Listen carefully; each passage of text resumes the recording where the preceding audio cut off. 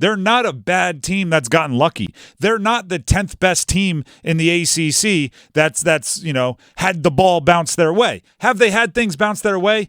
Absolutely. But when they do, they take advantage of them with skill. Everybody, like the Michael O'Connell shot, okay? UVA, ACC. What was that, second semifinal?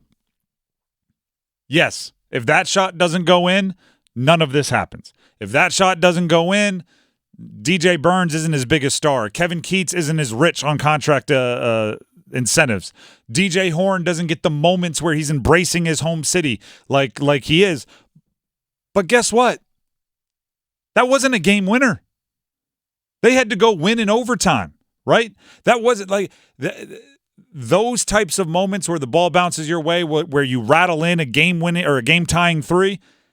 That just presents you with opportunities that you then have to go seize, right? Oh, if a good UVA free throw shooter doesn't make that doesn't miss that free throw, everything goes back to the way it was, and they aren't on this run. Okay, cool, but they still had to beat Texas Tech and Oakland and since then and UNC.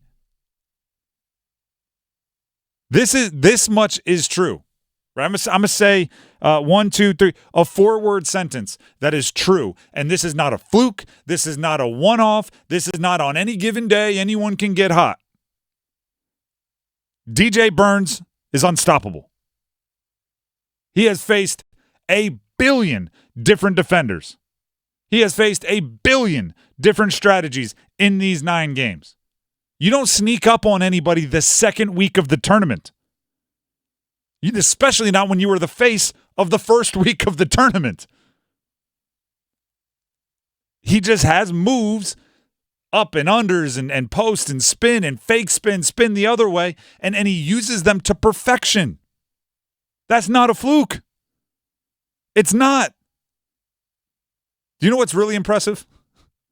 Kyle Filipowski's 7'1", 7'2", got bullied by DJ Burns for an entirety of a game. And then Filipowski right here, as you'll hear, told DJ Burns after the game to go win it all. That is a Duke player talking to an NC State player post-game. This is Filipowski post-game.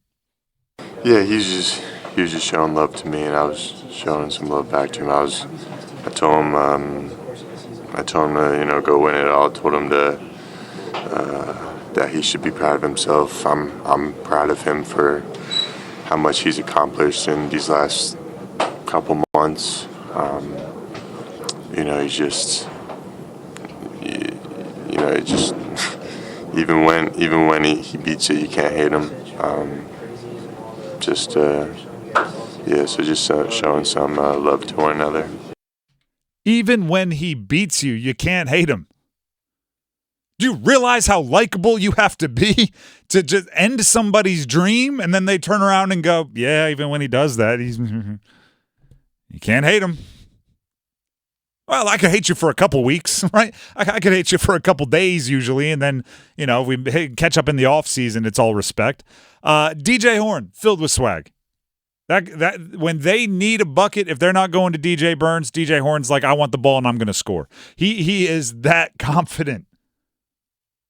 Everyone else played their roles so darn well. It is repeatable. It is sustainable. It is not a fluke, regardless of what happens in the Final Four.